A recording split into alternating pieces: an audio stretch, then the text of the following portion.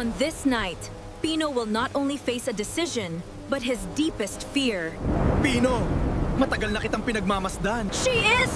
Ako si Zara, ay ang tunay na may-ari ng Golden Orchard. Hindi impossible! Ibig sabihin, lahat ng nangyaring. Simula pa lang, ako na ang nasa likod ng lahat. Ginamit ko ang galit mo, Pino, ginabayan kita.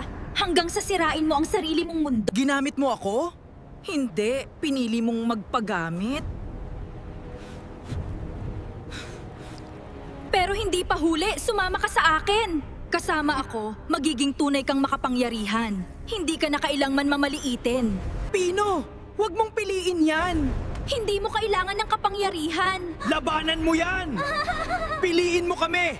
Pagod na akong maging mahina, Yeah, no. pero mas pagod na akong mawalan ng mga taong mahalaga sa akin. Hindi na ako magpapagamit!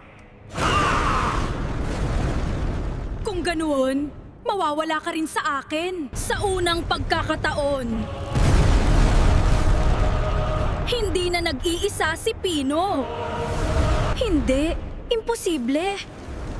Ang pagkakaibigan, mas malakas kaysa sa galit. Hindi pa ito ang katapusan. Abangan nyo ang aking pagbabalik San Part 4.